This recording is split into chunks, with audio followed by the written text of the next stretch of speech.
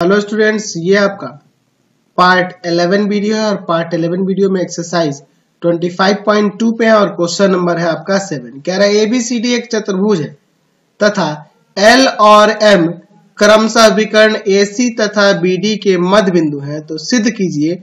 हमें यह सिद्ध करना है कि vector AB plus vector AD plus vector CB plus vector CD बराबर 4 इंटू में वेक्टर LM होगा। चलिए, तो सबसे पहले मैं यहाँ पर एक चतुर्भुज बना लेता हूँ, कैसा भी आपका चतुर्भुज हो। ठीक है, मैं यहाँ पे एक चतुर्भुज ले लेता हूँ क्योंकि ये नहीं कह रहा कि कैसा चतुर्भुज है, हम किस प्रकार से भी फिगर को बना सकते हैं। ठीक है, ये आपका A, B, C और यहाँ पर हम लोग लेते हैं D। चलिए, क्या कर रहा है कि विकर्ण AC का मध्य बिंदु L है, ठीक है, और विकर्ण BD का मध्य बिंदु M है। ध्यान से देखिएगा, AC का मध्य बिंदु L है, मान लेते हैं यहां पर वो बिंदु है, ठीक है, और आपका जो BD है इसका मध्य बिंदु जो है आपका M है, मान लेते हैं वो मध्य बिंदु यहां पर हो रहा है, यहां पर हो रहा है वो M। ठीक है, तो हमें ये चीज साबित करके दिखानी है। चलिए, दिया क्या है, दिया है ABCD एक चतुर्भुज है, एक चतुर्भुज है। ABCD क्या है आपका, एक चतुर्भुज है, और कह रहा है कि L और M क्रमशः विकर्ण AC तथा BD का मध्य बिंदु है, मध्य बिंदु है। तो हमें सिद्ध करना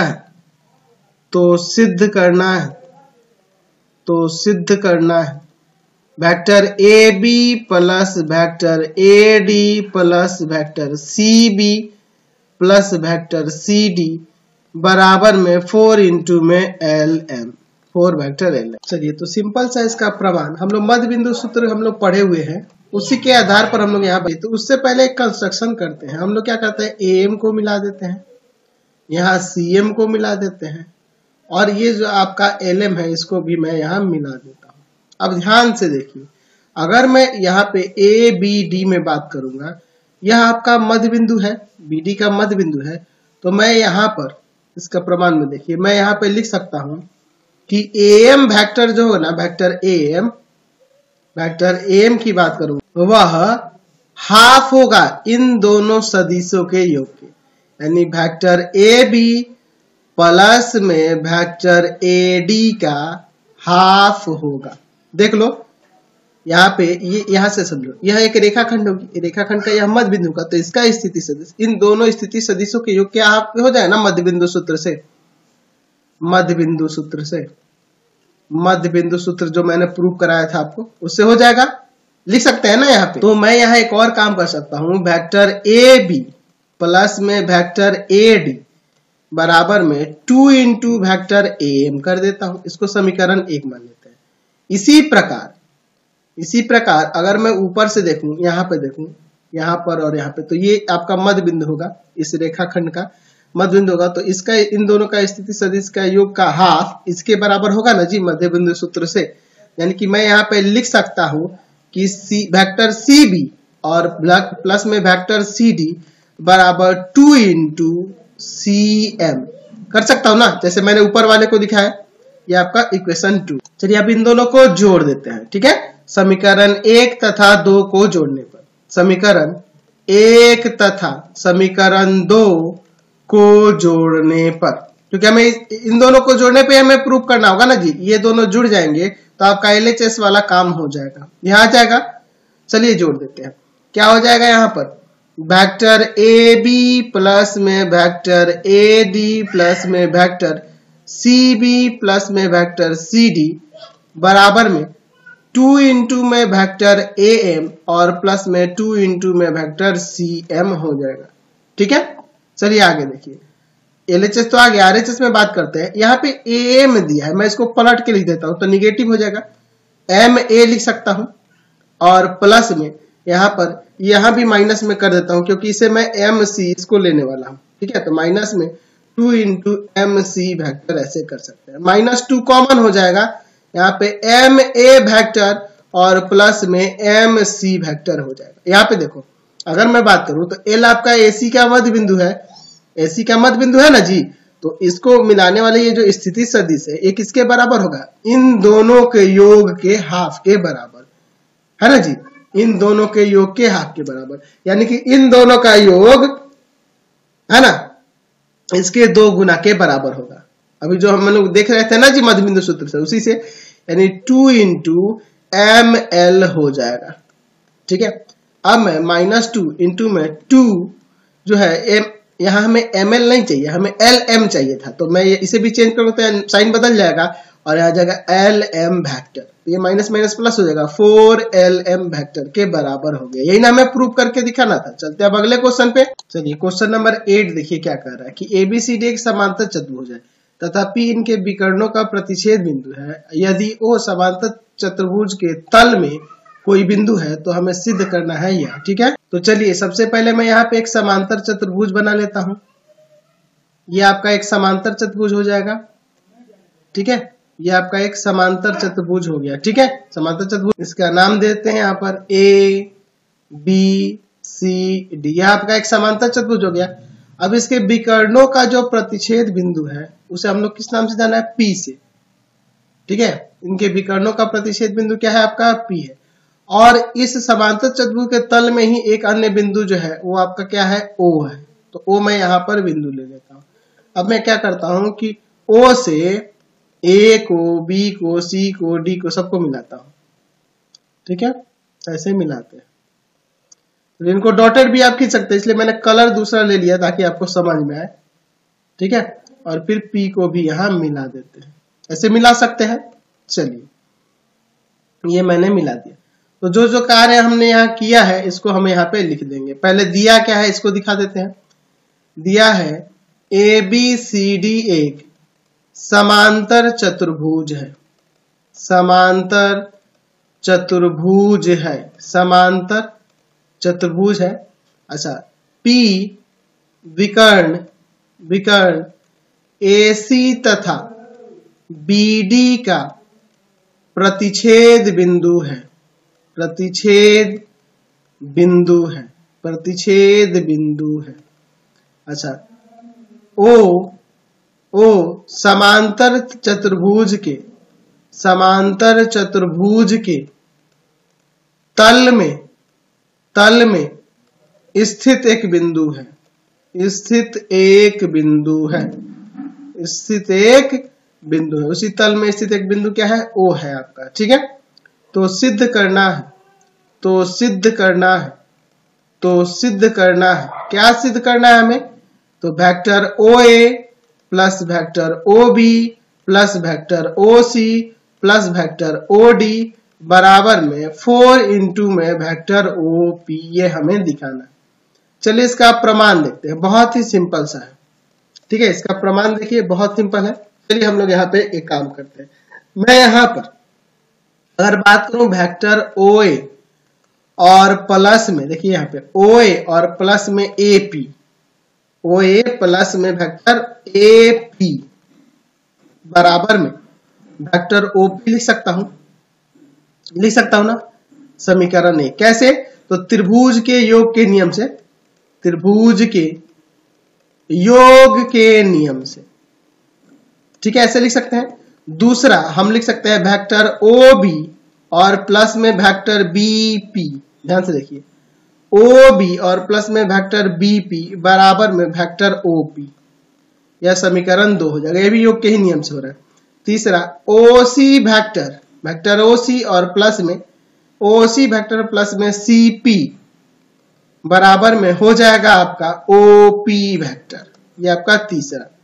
ठीक है, फिर उसी तरह से OD वेक्टर, वेक्टर OD और प्लस में वेक्टर DP बराबर में हो जाएगा वेक्टर OP। ठीक है, अब इन चारों को जोड़ देते हैं। समीकरण 1, 2, 3 तथा समीकरण 4 को जोड़ने पर, इन चारों समीकरणों को जोड़ देते हैं। ठीक है, जोड़ने पर देखिए क्या हो जाएगा, OA vector plus OB vector plus OC vector plus OD vector, है ना, प्लस में वेक्टर AP प्लस में वेक्टर BP प्लस में वेक्टर CP प्लस में वेक्टर DP बराबर में OP OP OP जोड़ेंगे तो 4 वेक्टर OP हो जाएगा ना, ये चारों जुड़ के। अब ध्यान से देखिए, ये इस तो काम हो गया। अब इसको हटाना होगा। इसको हटाने का तरीका देखो, अगर मैं वेक्टर AP की बात कर रहा हूं तो AP लंबाई में यानी कि परिमाण में किसके बराबर होगा, CP के बराबर हो जाएगा, होगा ना। लेकिन यहां पे देखिए AP और यहां जो CP दिया गया है ये विपरीत दिशाओं में है। इसकी दिशा ऐसे है और इसकी दिशा ऐसे है, तो ये एक दूसरे के बराबर होंगे परिमाण में, लेकिन दिशा विपरीत होने के कारण एक प्लस में एक माइनस में जा सकता है ना। चलिए तो मैं लिखता हूं वेक्टर OA प्लस में वेक्टर OB प्लस में वेक्टर OC और प्लस में वेक्टर OD। मैं वेक्टर AP को लिख सकता हूं माइनस का वेक्टर CP। अब सोच रहे हो कैसे सर? तो देखिए, अगर मैं बात करूं AP की, AP ये किसके बराबर होगा, PC के बराबर हो जाता है, वेक्टर PC के बराबर होता है, लेकिन दिशाएं विपरीत होने के कारण एक दूसरे के ऋणात्मक हो जाएंगे, तो इसीलिए मैंने क्या किया, AP को हटाकर CP लिख दिया। अच्छा, उसी तरह से अगर मैं BP और DP में देखूं तो यहां भी दिशाएं विपरीत है, परिमाण में तो बराबर ही, लेकिन इनकी दिशाएं विपरीत है, इसलिए एक दूसरे के ऋणात्मक होंगे। तो इस BP को वैसे ही छोड़ देता हूं, CP को ऐसे ही रहने देता हूं और इसको चेंज कर देता हूं BP में, तो माइनस के BP के बराबर हो जाएगा, बराबर में 4 इंटू में वेक्टर OP। ये आपके कट जाएंगे, तो हमें जो साबित करना था जाएगा ना, vector OA plus vector OB plus vector OC plus vector OD बराबर में 4 इंटू में वेक्टर OP। समझ गए? चलते हैं अब अगले क्वेश्चन पे। क्वेश्चन नंबर 9 देखिए, कह रहा है कि vector A vector B vector C समांतर चतुर्भुज ABCD के क्रमशः शीर्ष ABC के स्थिति सदिश है, तो वेक्टर D का स्थिति सदिश हमें ज्ञात करना है। ठीक है, हमारे पास एक समांतर चतुर्भुज है ABCD। चलिए ना, मैं समांतर चतुर्भुज भी यहां बना लेता हूं, फिर हम लोग आगे बात करते हैं। ठीक है, हमारा एक समांतर चतुर्भुज हो गया, इसका नाम हम लोग देते हैं ABCD। अच्छा, मैं इनकी स्थिति सदिश दिया है, मान लेता हूं यहां पर OA, यानी वेक्टर A की स्थिति सदिश वेक्टर OA की स्थिति सदिश, यानी कि बिंदु जो शीर्ष A है उसका स्थिति सदिश वेक्टर OA है, और वो किसके बराबर है, वेक्टर A के बराबर है। और B की स्थिति सदिश क्या होगी, वेक्टर B, और C की स्थिति सदिश क्या होगी, वेक्टर C। तो हमें D का स्थिति सदिश ज्ञात करना है। चलिए, तो सबसे पहले ना हम BC वेक्टर निकालते हैं, वेक्टर BC का मान। तो हमें क्या करना होगा, C के स्थिति सदिश में से B का स्थिति सदिश घटा देंगे तो आ जाएगा, B का स्थिति सदिश घटा देंगे तो आ जाएगा, यानी कि आपका हो जाएगा C माइनस में B। ठीक है। अच्छा, अगर बात करें AD, तो वेक्टर AD जो होगा वेक्टर BC के बराबर होगा, वेक्टर BC के बराबर होगा ना, यानी कि ये भी आपका C माइनस B हो जाएगा। यह आपका C माइनस B हुआ, तो यह भी आपका C माइनस B होगा। क्यों? क्योंकि समांतर चतुर्भुज है ना, ABCD एक समांतर चतुर्भुज है, इसलिए एक समांतर चतुर्भुज है ना, इसलिए ये हो रहा है। ठीक है, अब देखिए, अच्छा AD का स्थिति सदिश हमें AD वेक्टर पता चल गया, AD वेक्टर हमें पता चल गया, क्या गया, वेक्टर C माइनस वेक्टर। तो AD के लिए बात करें तो मैं यहाँ पे लिख सकता हूं D का स्थिति सदिश माइनस A का स्थिति सदिश बराबर में vector C minus vector B। ये मैंने AD वेक्टर के बराबर में ये मान लिखा है। चलिए, हमें D का स्थिति सदिश निकालना है और A का स्थिति सदिश हमारे पास वेक्टर A है, बराबर में मैं इसे माइनस का वेक्टर B और प्लस में वेक्टर C भी लिख सकता हूँ। ये माइनस का वेक्टर A उधर जाके प्लस का हो जाएगा ना, तो ये आपका हो जाएगा प्लस का वेक्टर A माइनस का वेक्टर B और प्लस का वेक्टर C। हमें D का स्थिति सदिश निकालना था, निकाल दिया ना हमने। चलते अगले क्वेश्चन पे। क्वेश्चन नंबर 10 देखिए, हमारे पास तीन सदिश दिए गए, vector A vector B vector C, इनका मान दिया हुआ है, तो हमें इनका योगफल ज्ञात करना है, यानी vector A plus vector B plus vector C निकालना है।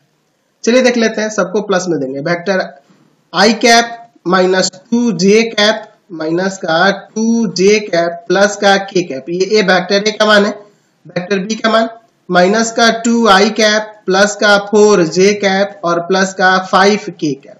वेक्टर सी का मान यहां पर है आई कैप माइनस का 6 जे कैप और माइनस का 7 के कैप, यही ना है। चलिए अब आगे देखते हैं। तो आई वाले कंपोनेंट को आई वाले के साथ लेके चलिए। तो देखो ये प्लस में है, ये प्लस में है, 2 आई होगा, 2 आई में से 2 आई जाएगा, 2 आई कैप माइनस का 2 आई कैप। चलिए अब जे वाले की बात करते हैं। तो जे वाले में देखिए कौन कौन है यहाँ पर ये वाला है, यहाँ ये है और ये है, यही ना है। दोनों ये माइनस में है, तो क्या हो जाएगा, आपका, तो ये दोनों माइनस का, तो माइनस का 8 जे और प्लस का 4 जे, ठीक है, 4 जे कैप। और अब चलते हैं अब के कैप वाले की तरफ। ये है और ये है, तो 5 1 6 के कैप और माइनस का 7 के कैप। चलिए ये तो कट जाएंगे आपके ना, तो यहां से ये आपका घट के आ जाएगा माइनस का 4 जे कैप और यहां घट के आएगा माइनस का के कैप। यही आपका इनका योग आ गया। चलते हैं अगले क्वेश्चन पे। चलिए क्वेश्चन नंबर 11 देखिए, कह रहा है एक सदिश का प्रारंभिक बिंदु और अंतिम बिंदु दिया है, तो इस सदिश के अदिश और सदिश घटक ज्ञात कीजिए। तो जब देखिए प्रारंभिक बिंदु और अंतिम बिंदु दिया है, तो एक प्रारंभिक बिंदु को मैं P मान लेता हूं और अंतिम बिंदु को Q मान लेता हूं, ठीक है।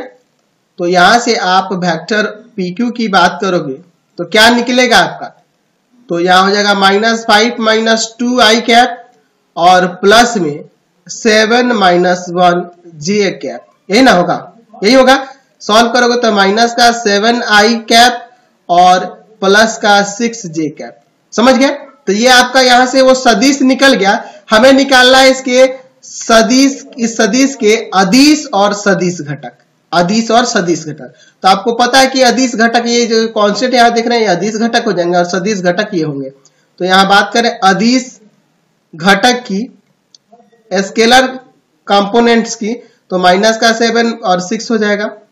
और सदिश घटक की बात करें, सदिश घटक की बात करें तो वह हो जाएगा आपका माइनस का 7 आई कैप और 6 जे कैप। ये समझ गए। चलते हैं आप अगले के आंसर पे। अगला क्वेश्चन देखते हैं। क्वेश्चन नंबर 12 देखिए, यदि P तथा Q ऐसे बिंदु है जिनका स्थिति सदिश यहाँ पे दिया गया है, तो वेक्टर PQ ज्ञात करना है। चलिए तो वेक्टर P का स्थिति सदिश हम लोग P बिंदु का स्थिति सदिश वेक्टर OP लिख देते हैं। वह क्या दिया है, आई कैप प्लस 3 जे कैप और प्लस में 7 के कैप। अच्छा, अगर वेक्टर बिंदु Q की स्थिति सदिश की बात करूं तो वेक्टर OQ लिख दूंगा और वह क्या हो जाएगा 5 आई कैप माइनस 2 जे कैप और प्लस में 4 के कैप। हमें निकालना है वेक्टर PQ। तो हमें क्या करना होगा, Q के स्थिति सदिश में से हमें P के स्थिति सदिश को घटा देना होगा, यानी कि 5 आई कैप माइनस 2 जे कैप प्लस 4 के कैप माइनस क्या हो जाएगा यहाँ पर आपका आई कैप प्लस का 3 जे कैप और प्लस में 7 के कैप। चलिए सॉल्व करते हैं। 5 आई कैप माइनस 2 जे कैप प्लस में 4 के कैप माइनस का आई कैप माइनस का 3 जे कैप माइनस का 7 के कैप। चलिए यहाँ सॉल्व कर देता हूं तो वेक्टर PQ यहां से ज्ञात हो जाएगा। क्या आ जाएगा, 4 आई कैप माइनस का 5 जे कैप और माइनस का 3, ये प्लस में है और ये माइनस में है तो घटेगा, तो माइनस का 3 के कैप हो जाएगा यहाँ पर।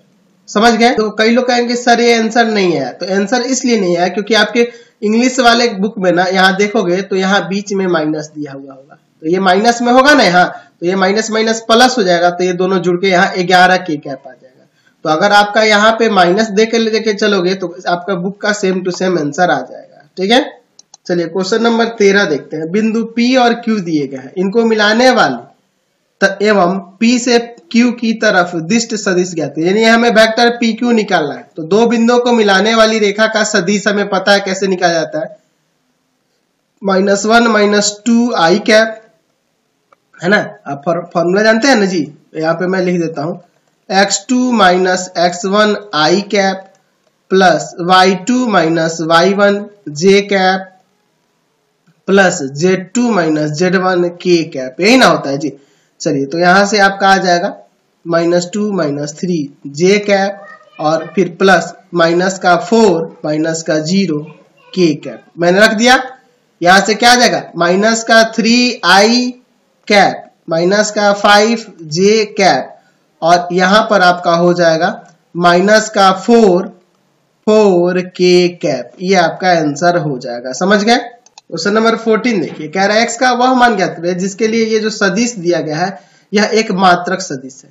ठीक है, एक्स का मान निकालना। तो अगर मैं यहाँ पे देखूं, इसको मल्टीप्लाई करूंगा तो एक्स आई कैप प्लस एक्स जे कैप और प्लस एक्स के कैप हो जाएगा।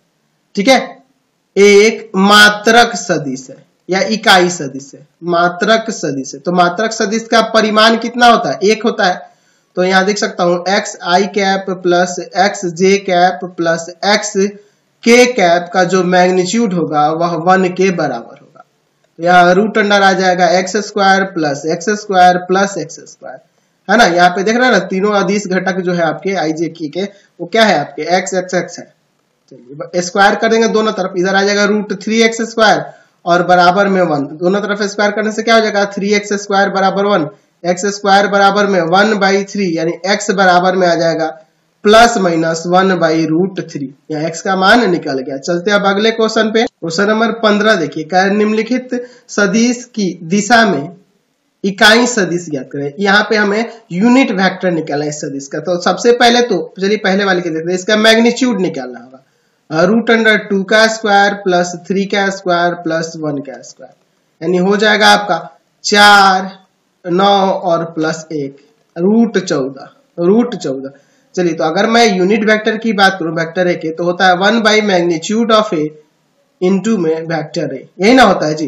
तो यूनिट वेक्टर जो निकालना है 1/मैग्नीट्यूड यानी कि √14 और वेक्टर ए क्या है आपका 2i cap plus 3j cap और प्लस में k कैप। इसे मल्टीप्लाई कर देंगे तो हो जाएगा 2/√14i cap plus 3/√14j cap और प्लस 1/√14k कैप। तो ये आपका यूनिट वेक्टर निकल गया वेक्टर ए के लिए।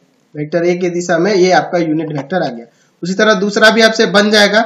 चलते अगले क्वेश्चन पे। क्वेश्चन नंबर 16 देखिए, यहाँ पे एक सदिश दिया है, इसकी दिक् को ज्याएं निकालनी है। तो आपको पता है कि कोई भी सदिश दिया हो, हम लोग क्या करेंगे, अगर उसका यूनिट वेक्टर निकालने और यूनिट वेक्टर निकालने पे जो अदिश घटक होते हैं ना, वही आपके क्या निकल आते हैं, वही आपके दिक् को ज्याएं कहलाती है। तो चलिए पहले इसका यूनिट वेक्टर निकालते हैं। मैंने इसे वेक्टर ए ले लिया, इसका मैग्नीट्यूड निकालता हूं तो √1 का स्क्वायर प्लस 2 का स्क्वायर प्लस 3 का स्क्वायर, यानी कि ये √14 आ जाएगा। ठीक है, अब हम लोग यूनिट वेक्टर निकालते हैं। तो फॉर्मूला पता है 1/मैग्नीट्यूड ऑफ ए इंटू में वेक्टर ए, 1/√14 और इंटू में वेक्टर ए का मान आई कैप प्लस 2j कैप और प्लस में 3k कैप, हर एक में इंटू कर देते हैं। तो यूनिट वेक्टर ए क्या हो जाएगा, तो 1/√14 आई कैप प्लस 2/√14j कैप और प्लस 3/√14 k कैप हो जाएगा। तो यहां से हमें बात करना था डायरेक्शन कोसाइन यानी कि दिक् को ज्याएं की, दिक् को ज्याएं। तो यहाँ जो यूनिट वेक्टर होता है उसी के जो अदिश घटक होंगे ना, वही आपका डायरेक्शन कोसाइन हो जाएगा। यानी 1/√14, 2/√14 और आपका तीसरा जो होगा 3/√14, ये आपका निकल के आ गया। समझ गए। चलते अब अगले क्वेश्चन पे। क्वेश्चन नंबर 17 देखिए क्या निकालना है। कह रहा है कि सदिश एक दिया हुआ है, इसके अनुदिश एक ऐसा सदिश ज्ञात करें जिसका परिमाण 7 इकाई हो। तो जो सदिश दिया गया है इसका हम लोग इकाई सदिश निकाल देते हैं और जो आएगा उसमें हम 7 से गुना कर देंगे तो हमारा 7वीं इकाई वाला आपका आ जाएगा सदिश, है ना। क्योंकि जो इकाई सदिश होगा उसका परिमाण 1 होगा और जब मैं 7 से गुना कर दूं तो परिमाण 7 वाला सदिश बन जाएगा। चलिए तो मैं यहाँ पे मान लेता हूं इसे एक वेक्टर ए बराबर में आई कैप प्लस में 2j कैप और प्लस में 2k कैप। ठीक है, तो सबसे पहले इसका यूनिट वेक्टर निकालने के लिए इसे मैग्नीट्यूड निकाल लेते हैं। √(-1 का स्क्वायर प्लस 2 का स्क्वायर प्लस 2 का स्क्वायर, क्या हो जाएगा यहाँ पर 1 + 4 + 4 √9 यानी कि 3 आ जाएगा। यहाँ पे इसका कितना आ गया 3 आ गया मैग्नीट्यूड। तो हमें एक ऐसा सदिश निकालना है जो इस सदिश के ही दिशा में हो लेकिन उसका परिमाण कितना हो जाए 7 हो जाए। तो पहले यूनिट वेक्टर निकाल लेते हैं 1/मैग्नीट्यूड ऑफ ए इंटू में वेक्टर ए, यानी कि 1/3 और वेक्टर ए का आई कैप प्लस में 2j कैप और प्लस में 2k कैप।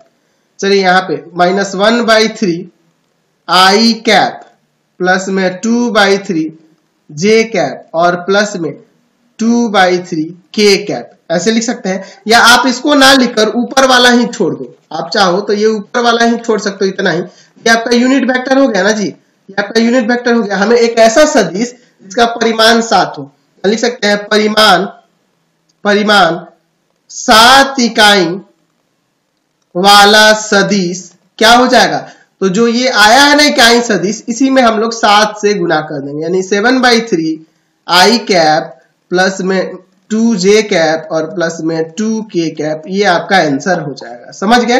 समझ गए ना। तो हम लोग इस वीडियो को यहीं पे इन कर देते हैं। आपको हमारे 3 चैनलों को सब्सक्राइब करना होगा। पहला है pathfinder classes Chhapra, pathfinder classes Chhapra. दूसरा है आपका भारती भवन रविकांत सर, भारती भवन रविकांत सर। और तीसरा चैनल है आपका रविकांत सर के नाम से। तीनों चैनल को सब्सक्राइब करेंगे और इससे रिलेटेड वीडियो के लिए सीधे डिस्क्रिप्शन में जाएंगे और इससे संबंधित नोट्स के लिए गूगल पे जाके सर्च करेंगे www.ravikantsir.in जाके सर्च करेंगे और इससे संबंधित सारे वीडियो, सारे नोट्स को आप वहां से डाउनलोड कर सकते हैं और पढ़ भी सकते हैं।